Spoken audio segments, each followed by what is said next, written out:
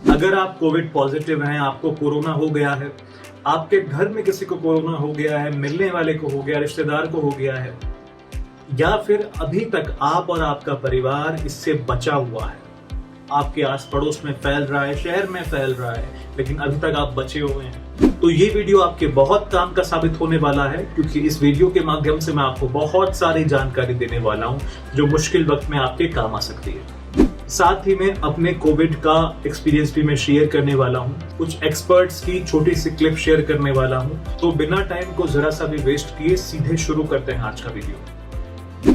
अगर आपके घर में दुश्मन घुसाते हैं तो आप अपने डिफेंस के लिए, अपनी रक्षा के लिए उनसे लड़ाई करेंगे।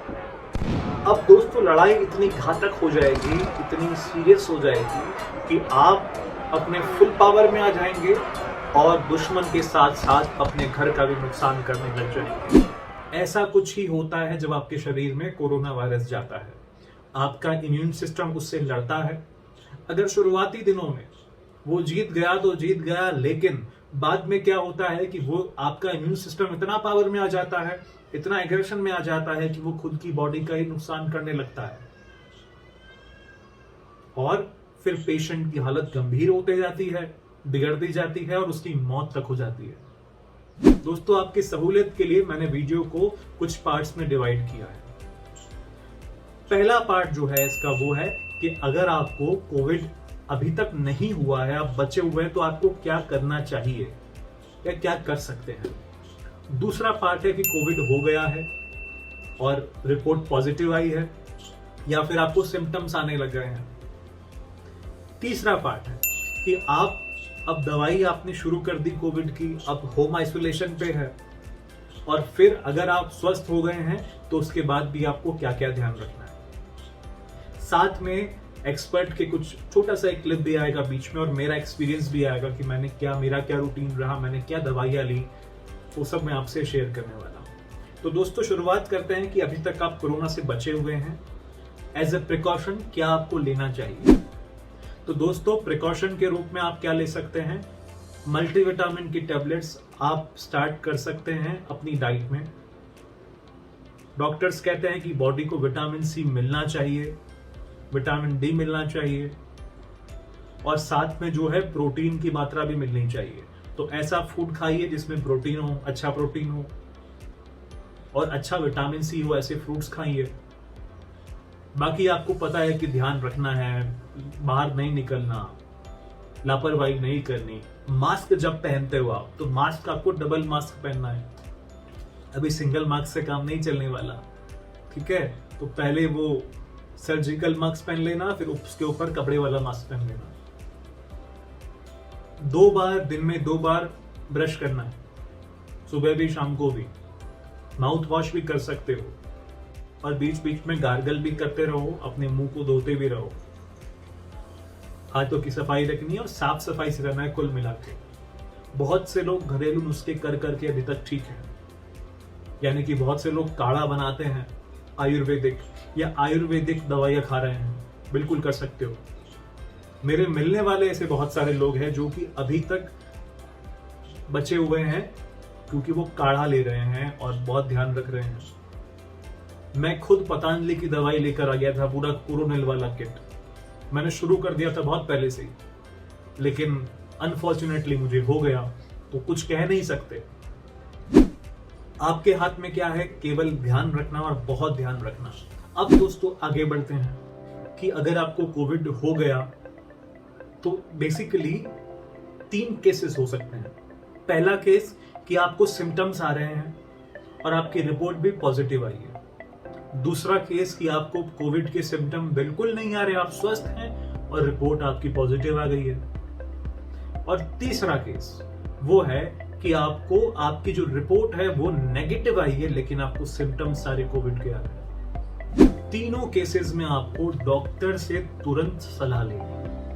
आपको अपना ज्ञान, अपना अहम, अपने घरेलू नुस्खे, अपना धर्म, अपनी जाति, अपना अंधविश्वास, सबकी पोटली बांध के उसको लॉक कर देना है कुछ दिन के लिए और डॉक्टर साहब के पास जाना है, डॉक्टर से कंसल्ट करना है तुरंत से तुरंत, क्योंकि अगर आपने थोड़ा सा भी लेट किया तो बाद में कंडीशन बिगड़ जाती है। होता दोस्तों यही है कि अधिकतर केस में लोग लापरवाही कर देते हैं ट्रीटमेंट के अंदर, ट्रीटमेंट बहुत लेट स्टार्ट करते हैं, खुद ही घर पे कुछ ना कुछ दवाई खाते रहते हैं, बुखार आया तो डोलो खा ली, पैरासीटामोल खा ली, खुद ने क्रोसिन ले लिया और बिना डॉक्टर की सलाह के कुछ भी ले रहे हैं, खुद आयुर्वेद कोशिश कर रहे हैं कि हो जाएंगे सही, लेकिन बाद में अचानक से उनका ऑक्सीजन लेवल एकदम कम हो जाता है और स्थिति बिगड़ जाती है। फिर अस्पतालों में आपको लड़ना पड़ता है बेड्स के लिए, और अभी तो स्थिति ऐसी है कि अस्पताल में बहुत मुश्किल से आपको बेड्स मिलते हैं। अब मान लीजिए कि आपको सिम्टम्स आने लग गए हैं, रिपोर्ट भी पॉजिटिव आ गई है, पता चल गया कोरोना हो गया है, आपने डॉक्टर से संपर्क किया और किसी कारण से डॉक्टर से संपर्क नहीं हो पा रहा, अगर आप कोई गांव में रहते हैं, आप छोटे से शहर में रहते हैं, या किसी ना किसी कारण से आपका डॉक्टर से संपर्क नहीं हो पा रहा, तो कुछ ऐसी ऑनलाइन एप्लीकेशंस भी आती है जिससे आप डॉक्टर से कंसल्ट कर सकते हैं ऑनलाइन। तो इमरजेंसी में आप ये एप्लीकेशंस भी यूज कर सकते हैं, बहुत काम की साबित हो सकती है। मुझे 2-3 एप्लीकेशंस के नाम ध्यान आ रहा है, मैं आपसे शेयर कर रहा हूँ। एक है 1mg, एक है प्रेक्टो, और अपोलो वाले भी शायद उन्होंने स्टार्ट किया है। ये तो आपको ऑनलाइन इसका पूरा जानकारी मिल जाएगा कि कौन कौन सी एप्लीकेशन रहती है। तो 2-3 नाम आपसे शेयर किया है मैंने, और अगर आपको और भी नाम पता हो एप्लीकेशंस के तो जाइए नीचे कमेंट बॉक्स में लिखिए ताकि सबको हेल्प मिल सके। अब दोस्तों दवाई आपने स्टार्ट कर दी है डॉक्टर से कंसल्ट करने के बाद, या फिर क्या होता है ना कि आप गवर्नमेंट आपसे खुद कांटेक्ट करती है, वो कोविड सेंटर से आपसे कांटेक्ट करते हैं कि आपको दवाई आपके घर पे मिल जाएगी, और वो आपको दवाई आके दे देते हैं। तो आपको दवाई रेगुलर टाइम पे लेना है, उसमें कोई भी लापरवाही नहीं करना। अब मैं आ रहा हूँ ड्यूरिंग कोविड की। अब आपने दवाई स्टार्ट कर दी है तो कैसा आपका टाइम निकलने वाला है, क्या क्या आपको ध्यान रखना है, क्या क्या प्रॉब्लम आ सकती है। दोस्तों आपको एक पल्स ऑक्सीमीटर अपने साथ में रखना है, अगर आपके पास नहीं है तो तुरंत उसको खरीद लीजिए। ये इस कोविड टाइम में बहुत काम की चीज है। छोटी सी मशीन आती है जिसमें अपनी आप उंगली रखते हैं, इसको ऑन करते हैं तो ये आपकी हार्ट बीट बताएगा, आपका SpO2 ऑक्सीजन का लेवल बताएगा, ठीक। और इससे हमें पता चल सकता है कि अंदर स्थिति कितनी बिगड़ रही है। तो 95 से नीचे जैसे ही ऑक्सीजन होगा आपको तुरंत अस्पताल से कांटेक्ट करना है, और कोई भी अस्पताल में बेड मिल जाए जाओ और एडमिट हो जाओ। बिल्कुल मत रुको, मत वेट करो, क्योंकि अचानक आपकी स्थिति और बिगड़ सकती है। अब ऑक्सीमीटर से आप अपना रेगुलर नाप रहे हैं तो इसको आप दिन में 5 बार कर सकते हैं कि सुबह उठ के नाप लिया आपने, ब्रेकफास्ट के टाइम पे नाप लिया, दिन में नाप लिया, शाम को नाप लिया, रात को नाप लिया सोने से पहले। तो दिन में 5 बार इसको नापते रहिए, देखते रहिए। अब ऐसा कहते हैं कि इसको बीच वाली उंगली में रखना चाहिए, आपके सीधे हाथ की बीच वाली उंगली में इसको ऐसे रखना चाहिए, और कुछ सेकंड तक आपको ऐसे स्थिर रखना है, होल्ड रखना है, स्टेबल रखना है, तब जाके आपको सही रीडिंग दिखाएगा, ठीक है। कुछ सेकंड तक वेट करना है, जल्दीबाजी नहीं करनी। तो जब जो रीडिंग स्टेबल आए वो आपका रीडिंग है। साथ में आपको दवाई आपकी चल रही है, मान लो आपको अपना बुखार नापते रहना है। अब मान लो आपने बुखार की दवाई ली, कुछ घंटे बाद आपका बुखार उतर भी गया, पसीने आ रहे हैं, आपको ठीक लग रहा है, तो भी हो सकता है कि आपको माइल्ड फीवर हो।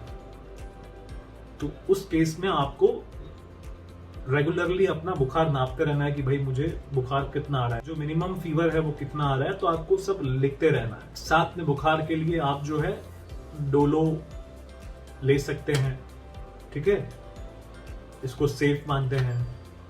इसके अलावा आपको दिन में 3 बार अपना मुंह साफ करना है।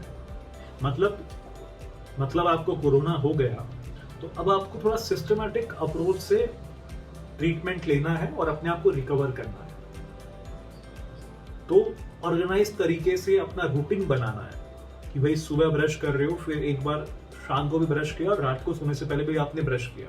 ओरल हाइजीन मेंटेन करना है ताकि वायरस का लोड कम होते रहे। नींद पूरी लेनी है, और आपको फिर कुछ देर बीच बीच में आपको जो है उल्टा लेटना है।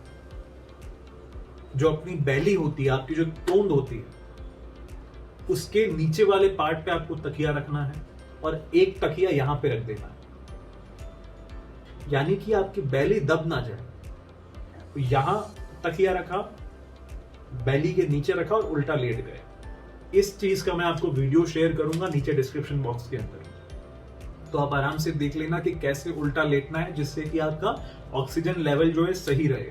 बना रहे, मेंटेन रहे, गिरे ना वो, बहुत जरूरी है ये। फ्रूट्स खाना स्टार्ट कर देना, अच्छे से फ्रूट्स खाओ, और जितना हो सके फ्रूट्स के साथ साथ जो है जितना हो सके दिन में खूब पानी पीना है। मैं आपको बताऊंगा अभी कि मैंने जब मुझे कोविड हो गया था तो मैं ऐसी बॉटल जो है दिन में 3-4 बॉटल कंप्लीट कर रहा था। ये शायद से 2-2.5 लीटर की बॉटल है, इतना पानी मैं पी रहा था। मैं वैसे भी पानी बहुत पीता हूँ, लेकिन कोविड के टाइम पे मैंने पानी पीना दुगना कर दिया ताकि शरीर की जो गंदगी है वो लिक्विड के थ्रू बाहर निकलती रहे। समझे मेरी बात को? पानी बहुत पीना और गुनगुना पानी पीना है। ऐसा नहीं कि गर्मी लग रही है ठंडा पानी पी लिया, भाई गुनगुना पानी पीना है। तो खूब पानी पियो, खूब गुनगुना पानी पियो, खूब सूसू जाओ, ठीक है? क्योंकि आपकी दवाई चल रही होगी बहुत सारी, तो आपको अच्छे से दूध भी पीना है ताकि बॉडी के अंदर जो है कैल्शियम, प्रोटीन ये भी मिले। और दूध के अंदर आप चाहो तो कोई अच्छा पाउडर डाल सकते हो, प्रोटीन पाउडर ऐसा कुछ, जिससे आपकी बॉडी को प्रोटीन भी मिल सके।